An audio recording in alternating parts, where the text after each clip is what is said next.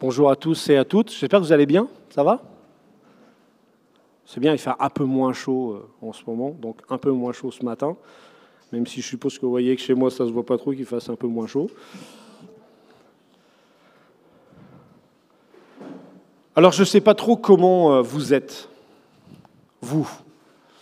Mais moi, je vais vous dire un truc. Il y a un truc dont j'ai horreur. Mais vraiment horreur. J'ai horreur qu'on me contraigne. Peut-être que je ne suis pas tout seul, je dois être un bon Français. J'ai horreur qu'on me contraigne.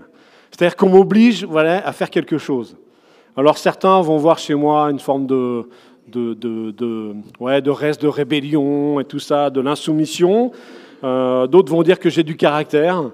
Et puis certains vont dire même que j'ai une âme d'artiste et donc je fais à peu près ce que j'ai envie quand j'ai envie. Voilà. Mais j'avoue que j'ai du mal, alors je ne sais pas vous, mais moi j'ai du mal avec les tu dois, voilà. Et voilà que nos dernières lectures communes de la Bible, vous savez qu'on est dans la fin de ce périple à travers la parole de Dieu, qu'on finira à la fin du mois d'août, voilà que nos dernières lectures communes de la Bible nous amènent dans la première lettre de l'épître de Jean, première épître de Jean, où nous lisons ceci. Très chers amis, aimons-nous les uns les autres, car l'amour vient de Dieu. Toute personne qui aime est enfant de Dieu et connaît Dieu. Celui qui n'aime pas ne connaît pas Dieu, car Dieu est amour. Voici comment Dieu a manifesté son amour pour nous. Il a envoyé son Fils unique dans le monde afin que nous ayons la vie par lui. Et voici en quoi consiste l'amour. Ce n'est pas nous qui avons aimé Dieu, mais c'est lui qui nous a aimés. Il a envoyé son Fils qui s'est offert en sacrifice pour le pardon de nos péchés. Très chers amis, si c'est ainsi que Dieu nous a aimés, nous devons, nous aussi, nous aimer les uns les autres. Personne n'a jamais vu Dieu. Or, si nous nous aimons les uns les autres, Dieu demeure en nous et son amour se manifeste parfaitement en nous. Et voici comment nous savons que nous demeurons en Dieu et qu'il demeure en nous. Il nous a donné son esprit. Et nous avons vu et nous témoignons que le Père a envoyé son Fils pour être le sauveur du monde. Si une personne reconnaît que Jésus est le Fils de Dieu, Dieu demeure en elle et elle demeure en Dieu. Et nous savons et nous croyons que Dieu nous aime. Waouh! C'est un morceau du texte de cette semaine. Franchement, je vous le dis, si j'avais pu rencontrer Jean, je pense que moi, je lui aurais fait part de mon agacement face à ce texte. Franchement, je ne sais pas vous, mais je trouve ça bizarre qu'on dise à quelqu'un « Allez, je t'oblige à aimer ». J'aurais dit à Jean, c'est pas vendeur. Tu sais pas faire. Tu n'es pas un pro dans la com. Il faut qu'on t'explique. Tu peux pas dire aux gens soyez obligés d'aimer, quoi. Tu vois, ça marche pas le truc. Voilà. Parce que ça manque de sentiments, quoi. Ça manque d'intériorité, ça manque de ressenti, ça manque de plein de trucs. Voilà. Moi, je trouve ça bizarre, voire agaçant, de lire un texte qui m'oblige à aimer. Non? Peut-être que je suis tout seul à ressentir ça. Voilà. Pour autant, force est de constater que cette façon de faire n'est pas nouvelle. Et elle n'est pas liée à la personnalité de Jean. En effet, cette question de l'amour qui se décline à l'impératif dans le texte biblique trouve un écho bien avant dans la loi de Moïse, dans le livre du Lévitique au chapitre 19, où nous pouvons lire ceci. « N'aie aucune pensée de haine contre un autre Israélite, mais n'hésite pas à le réprimander afin de ne pas te charger d'un péché à son égard. Ne te venge pas, ne garde pas de rancune contre les membres de ton peuple. Chacun de vous aimera son prochain comme lui-même. Je suis le Seigneur. » Ok, ça veut dire qu'avec Dieu, le mot « aimer » se conjugue à l'impératif, que ce soit envers lui ou envers les autres. Il faut dire que, en fait, si on est vraiment honnête, aimer, c'est pas tout à fait inné, n'est-ce pas? On aime bien les gens qui nous ressemblent, on aime bien les gens avec qui on a des atomes crochus, et puis on aime un peu moins certains. Des fois, on ne sait pas trop pourquoi d'ailleurs. Vous avez remarqué, des fois, on ne sait pas trop pourquoi, juste sa tête ne me revient pas, et donc je ne l'aime pas. Voilà. C'est assez... comment dire ça? C'est pas trop raisonné tout cela, n'est-ce pas? Voilà pourquoi l'amour est ordonné. Voilà pourquoi Dieu ordonne l'amour. Parce que lorsque Dieu ordonne, il donne. Quand Dieu ordonne, il donne. Ainsi, l'amour ordonné par Dieu nous est donné. Et c'est ce que dit Jean. Jean nous dit, toute personne qui aime est enfant de Dieu et connaît Dieu. Celui qui n'aime pas ne connaît pas Dieu, car Dieu est amour. Et donc Jean nous dit, un des moyens de voir si tu es chrétien, eh bien, ça va être à ta façon d'aimer. C'est pas à ta façon de chanter le cantique du dimanche matin, c'est pas à ta fréquence de présence au culte ou à l'étude biblique, c'est pas la façon dont tu vas lire ta Bible, même si tu la connais par cœur. Non, non, non, non, non. Ce qui va montrer que tu es chrétien, c'est ta capacité à aimer. Est-ce que tu es capable d'aimer? Alors là, vous êtes d'accord avec moi que d'un coup, on a envie de fermer la Bible et de dire « Ok Seigneur, je connais bien quelqu'un à qui ce texte irait. » Et de le fourguer. Ainsi donc, l'amour pour Dieu et les autres sont les deux faces d'une même pièce. Le côté pile, c'est que Dieu est amour. Et le côté face, eh bien, c'est aimez-vous les uns les autres. L'un ne va pas sans l'autre, mais cela ne va pas forcément de soi. Il est plus facile, mes frères et sœurs, d'aimer un Dieu qu'on ne voit pas que d'aimer des gens qu'on voit. Il est plus facile d'aimer un Dieu qui parfois est un peu silencieux, même si des fois on râle après lui, que d'aimer la personne qui n'arrête pas de parler tout le temps. Jean, lui, se veut clair. L'amour que nous avons pour l'autre, les uns pour les autres, est le signe de la présence de Dieu en nous. Et je ne sais pas vous, mais si vous regardez bien le texte, il affirme que nous n'avons pas d'autre choix que celui d'aimer, pour une simple et bonne raison, parce que Dieu est amour. Pour Jean, cette affirmation que Dieu est amour ne décrit pas la personne de Dieu. C'est pas un morceau de son essence, n'est-ce pas? C'est pas sa nature profonde. Non, non, non, non. Mais il décrit ici la façon dont Dieu existe. C'est parce que Dieu aime qu'il existe. Il existe par son amour. Il se manifeste dans son amour. C'est par amour qu'il veut nous voir venir à la vie. C'est poussé par ce même amour que dans les premières pages de la Bible, ce Dieu crée pour nous accueillir un écosystème incroyable, juste avant que l'homme y mette la pagaille. Voilà. C'est encore par amour que, pour nous, que ce Dieu, même maltraité, même humilié par nos choix d'indépendance, décide de venir nous sauver. Et Jean l'affirme, et il a raison, au verset 10 de notre texte, il dit « Et voici en quoi consiste l'amour, ce n'est pas nous qui avons aimé Dieu, c'est lui qui nous a aimés, il a envoyé son Fils qui s'est offert en sacrifice pour le pardon de nos péchés. » Et là, d'un coup, Jean, il casse tous nos rêves narcissiques. Il nous dit « Ok, t'es pas chrétien parce que t'es bien. T'es pas chrétien parce que t'es exceptionnel. Tu n'es pas chrétien parce que tu as plein de talents, tu es chrétien juste parce que Dieu a décidé de t'aimer. Point. Et Dieu ne nous aime pas parce qu'on aurait fait mieux que tous les autres. Non, non, Dieu nous aime, un point c'est tout, parce que c'est dans son être d'aimer. L'amour de ce Dieu que personne ne peut voir se manifeste. Enfin, la personne de ce Dieu que nul ne peut voir se manifeste dans son amour et de façon particulière se manifeste en Jésus. Et ce don, nous dit Jean, ce don d'amour ne trouve pas de sens, de raison en nous. Ce n'est pas ce que nous sommes ou ce que nous avons fait qui justifie ce don du Fils, mais c'est bien la façon de vivre du Père, son agir. Mes amis, Christ ne vient pas pour nous. Alors là, je sais que je casse un truc de notre système égocentrique dans notre christianisme moderne, où tout vient vers nous, n'est-ce pas? Tous nos chants convergent vers nous. Vous avez remarqué? Depuis des années maintenant, on chante plein de chants où c'est nous, où c'est moi, je suis ça, je suis un conquérant, je suis un victorieux, je suis ça. Mais je suis rien. Je suis rien en fait. Et nous développons dans nos théologies un christianisme égocentrique basé non plus sur le Christ, mais sur nous. Mais si Christ vient sur la terre, ce n'est pas par amour pour nous, c'est par amour pour son Père. En premier. Et je trouve que le second aspect, c'est qu'effectivement, Dieu aime sa création. Mais quand Christ décide de venir, c'est en premier lieu par amour pour son Père. parce que Dieu aime. Voilà ce que proclame Jean dans ces quelques versets. Le Père aime et il le prouve en offrant son Fils unique. Le Fils aime et il le manifeste en se soumettant au Père, en venant et en se donnant volontairement à la croix. Et l'Esprit aime en nous comblant de ses dons et en faisant naître en nous une vie nouvelle. Et cet amour de Dieu, pour nous, n'est pas lié à un quelconque intérêt.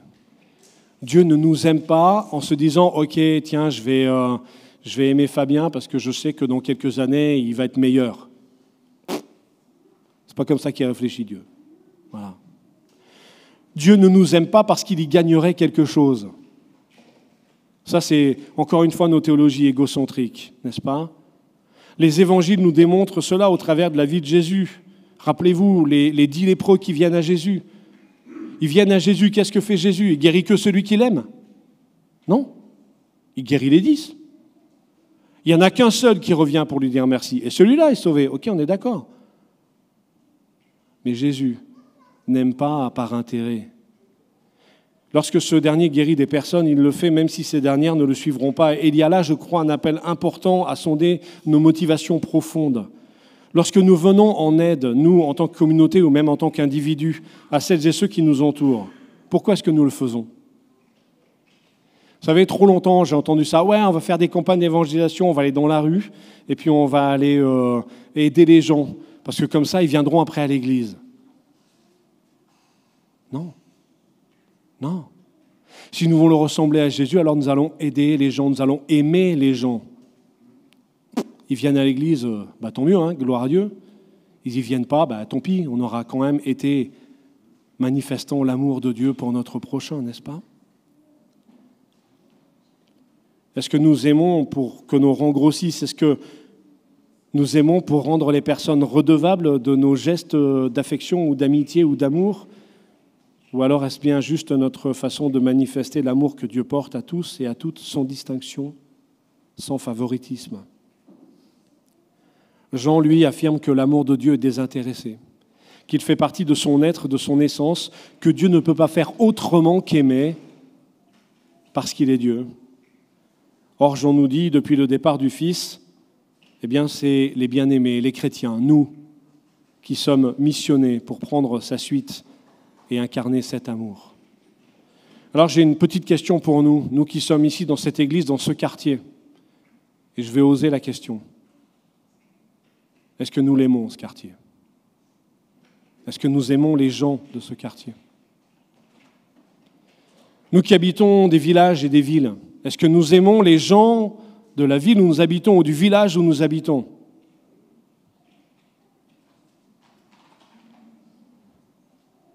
Aimer les autres, ce n'est pas une façon d'aimer Dieu.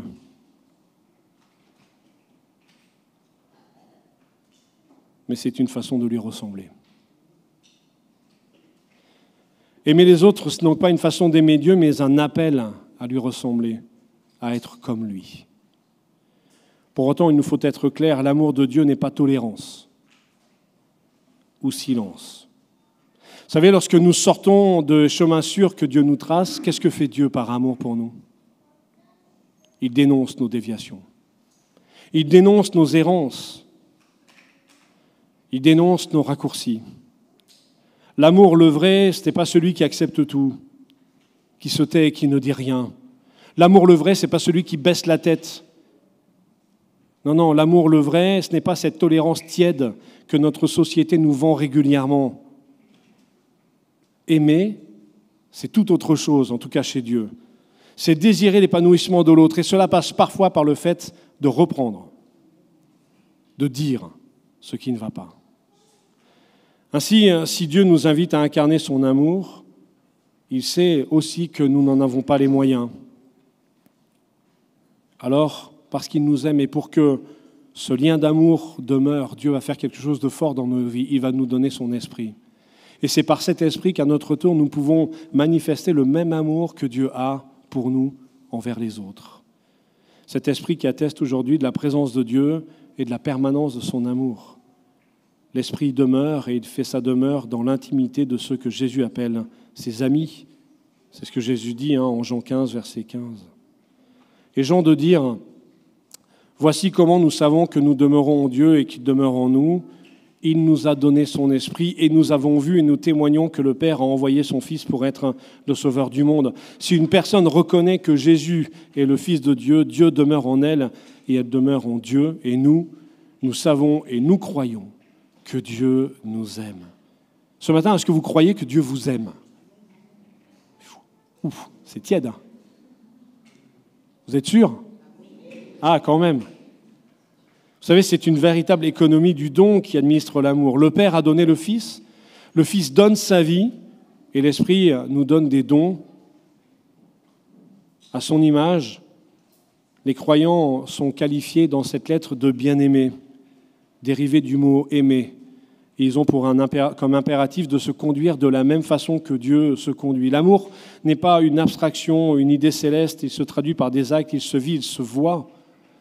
À la différence dans notre texte de Caïn, dont il est question juste avant, chapitre 3, verset 12, l'amour produit, à la différence de la haine, qui anéantit, comme on le voit avec Caïn, l'histoire de Caïn et Abel, l'amour produit une véritable plus-value.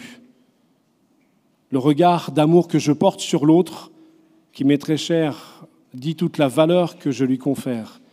Cette estime n'est ni indexée sur ses aptitudes, ni sur ce qu'elle pourrait m'apporter. Voilà comment Dieu nous invite à aimer. Je ne sais pas vous, mais très souvent on aime par intérêt, non ?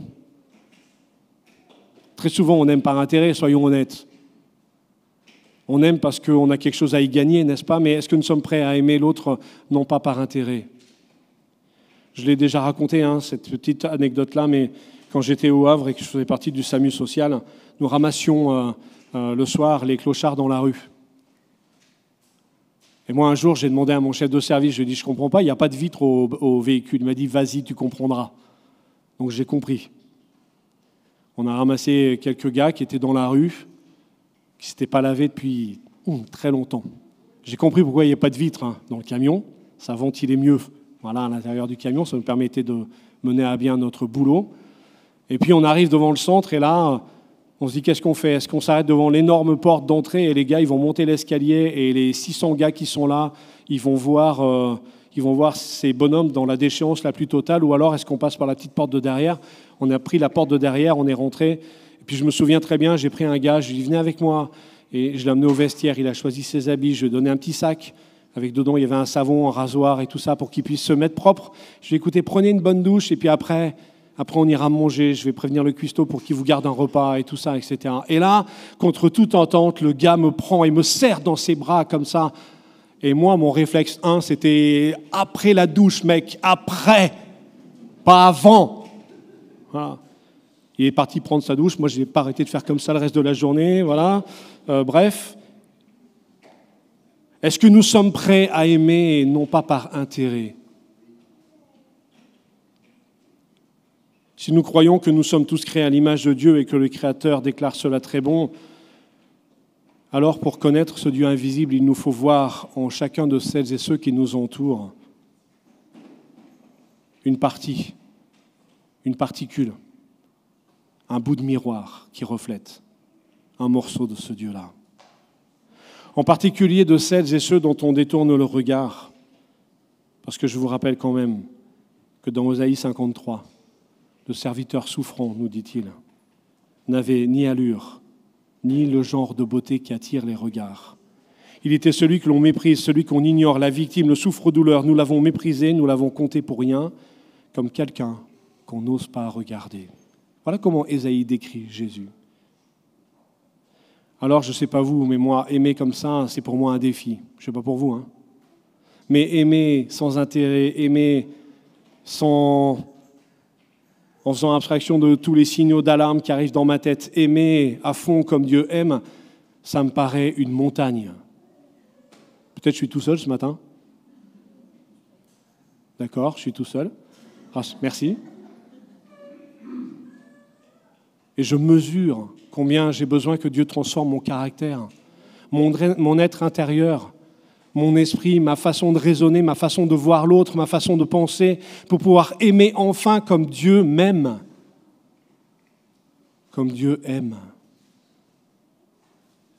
Je vais demander au groupe de louanges de me rejoindre.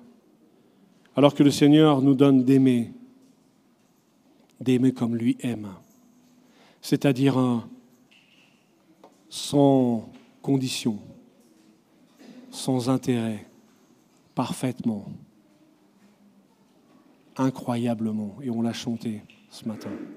Je vous invite à prier. Notre Dieu, notre Père, nous te bénissons parce que tu es ce Dieu qui nous comble de son amour. Ce Dieu qui nous manifeste un amour incroyable qui n'est pas lié à ce que nous pensons, ce que nous disons, ce que nous faisons. Non, tu nous aimes parfaitement, totalement. Même avant que nous te connaissions, même alors que nous te détestions, tu nous aimais déjà parfaitement. Alors Seigneur, donne-nous, à nous qui sommes tes enfants et qui sommes là, ici, pour incarner ce Dieu qui nous a rachetés. Donne-nous de savoir aimer comme tu aimes. Donne-nous d'être en capacité d'aimer comme tu aimes.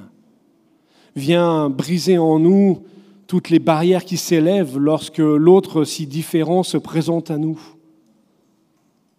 Viens remplir nos cœurs du même amour qui est le tien, pour qu'à chaque heure et à chaque instant, nous puissions aimer l'autre comme toi tu aimes. Parce que c'est à cela que tu nous appelles, dans le beau nom de Jésus. Amen.